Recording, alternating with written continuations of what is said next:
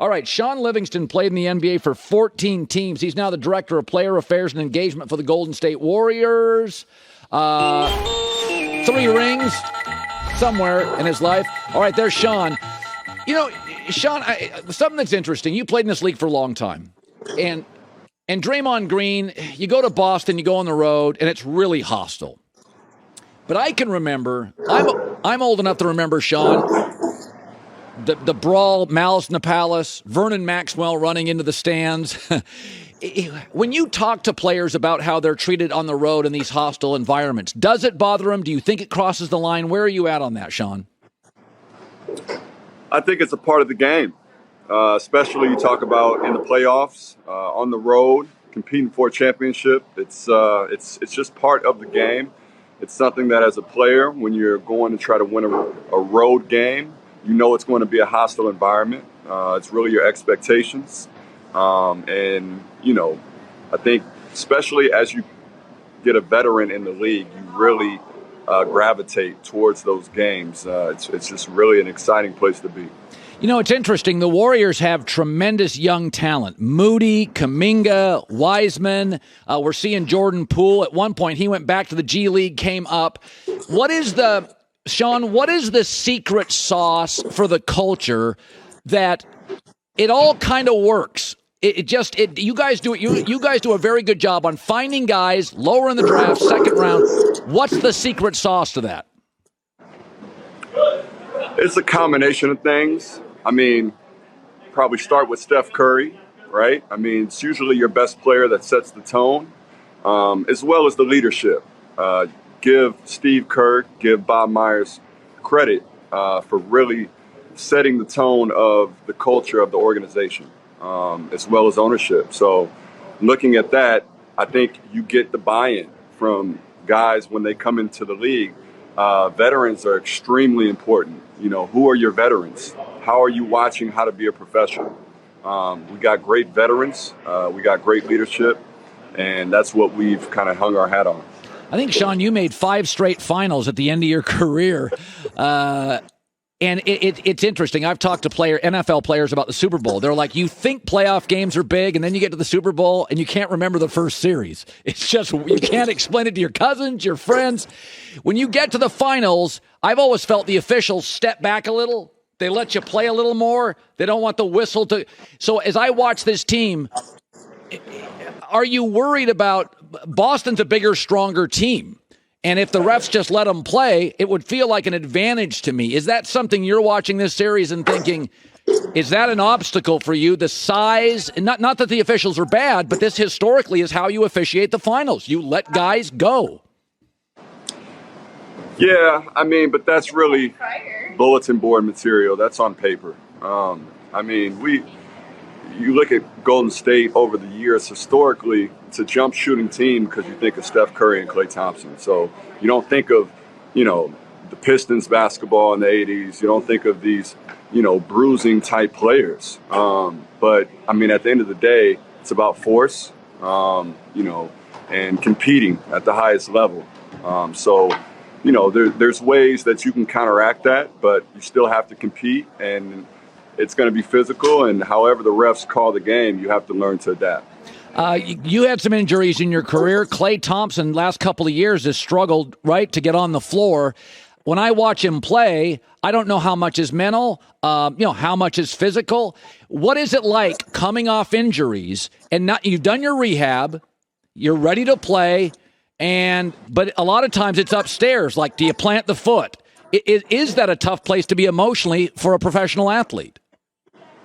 100%. I mean, coming off any injury, anybody that's been injured knows that you're not necessarily 100% yourself, and you have to work, you have to rehab, as well as mentally. There's a hurdle to get back on the court and really feel like yourself again. I think Klay's done an incredible job working himself back to this point. We've seen flashes, of who Klay Thompson is. He's a warrior, he's a competitor, he's a fighter, so he's going to continue to go out and give his all. Sometimes it's a make or miss league. Shots don't go in, but he's steadfast in the way that he approaches the game and the way that he prepares gets his body ready. So I expect him to continue to have success post injury.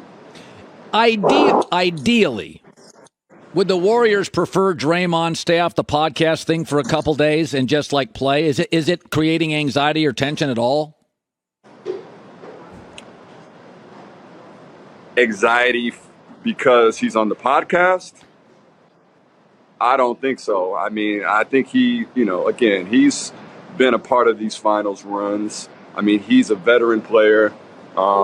His experience, his leadership, he's one of the smartest players to play in our league. I expect him to, really be focused. I mean, I think his focus really dictates the direction of our team, our young guys. We lead and feed off his energy. And so, I expect them to continue to be focused, and I don't think any of those distractions have anything to do with it. I was looking up a stat the other day, Shaun. The Celtics have actually played you guys very well for the last couple of years, better than other NBA teams. They've given you guys some trouble. What when you watch this matchup, they've obviously found something with Brad, with Ime. There's something there. There's a component there where they slow you down a little. What is it? It's personnel. It's 100%, personnel. They've had good coaching along the way, good strategy, but at the end of the day, I think the playoffs is mostly about matchups. And they pose some matchup issues and problems sometimes because of their personnel. As you mentioned earlier, they got bigger, stronger, athletic guys. But look, they're in the finals for a reason. They went through the East. They beat some formidable teams, the defending champions, and so they've earned the right to be here. And I think that's the main reason that they've kind of played us well over the years because of some of the personnel that they have. But let's not get into strategy. You work for the Warriors, but what do you think the emotional message is to Steve Kerr tonight? You've been on this team. You've been in these spots. They've lost games.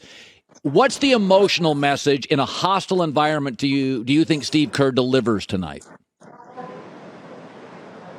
Well, I mean, coming off of a loss, I think it's just, again, the competing.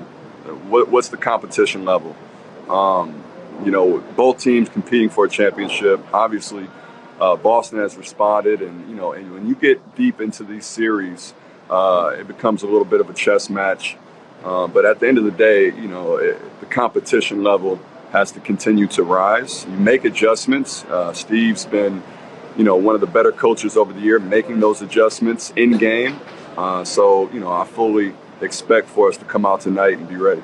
By the way, congratulations. You work for a great team.